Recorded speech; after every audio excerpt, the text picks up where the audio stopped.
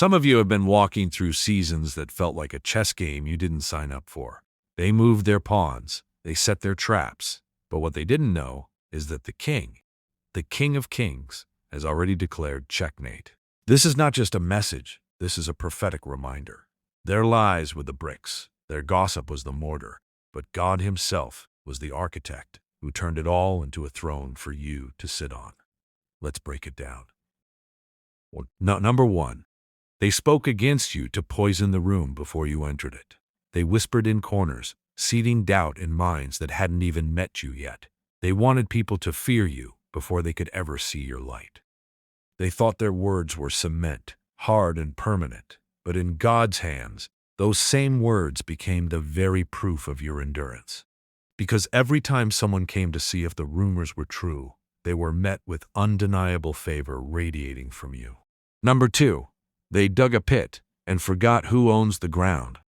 Some of you have been in situations where you felt surrounded, workplace drama, family betrayal, relationships sabotaged. They built that trap thinking you'd fall in and never get out. But the pit was never yours to stay in, it became their mirror. One by one, they've been tripping on the same lies they spoke about you. Why? Because God's law of reaping and sowing does not miss. Number three, they thought your isolation was your weakness. When they cut you off, when they left you alone, when they blocked you from circles and tables, they thought they were starving you of influence. But God turned that wilderness into your training ground. While they were busy performing for the crowd, you were getting strategy in the secret place. And now, you don't need their table. God is seating you at your own. Number four, they underestimated the weight of your calling. See, there's a difference between someone being popular and someone being anointed. They saw you as competition. God saw you as a vessel. They were playing for applause. You were built for impact. So every stone they threw, it became a step. Step by step, you climbed higher. And now, they can't figure out why your light keeps breaking through ceilings they tried to close. Number 5. They celebrated too early. Some of them really thought they won when they saw you struggling. They mistook your silence for defeat.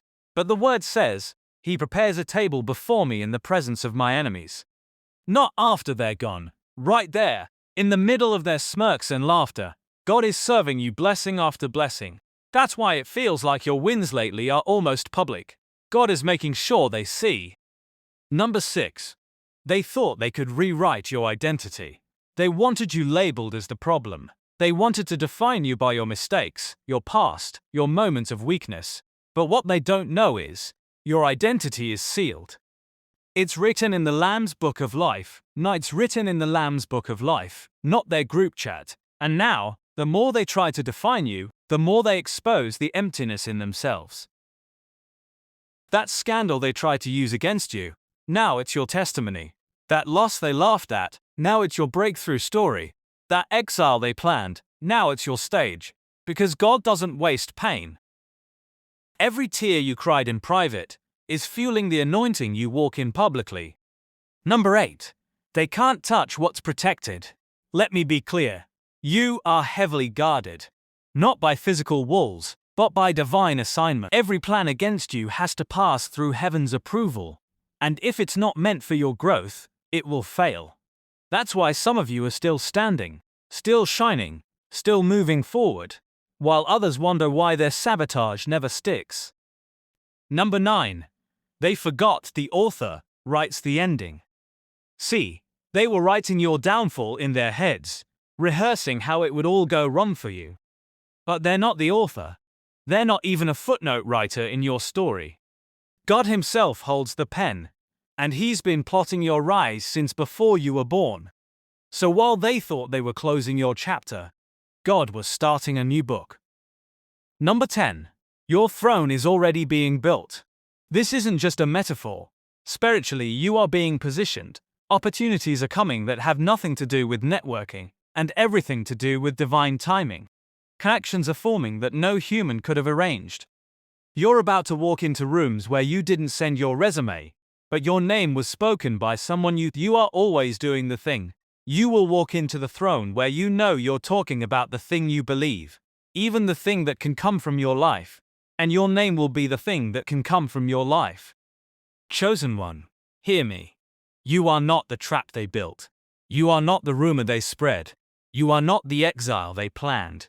You are the living proof that God turns ashes into beauty, pits into platforms, and lies into thrones. The same mouths that tried to curse you will soon have no choice but to bless you. Not because they've changed, but because the glory on your life will be undeniable. So walk tall, sit on that throne, and never forget, you were always chosen. This message resonated with your spirit. Don't just watch in silence.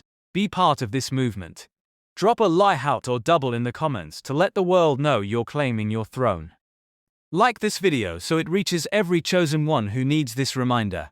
And subscribe, not for numbers, but to keep this circle of anointed ones strong, encouraged, and unstoppable.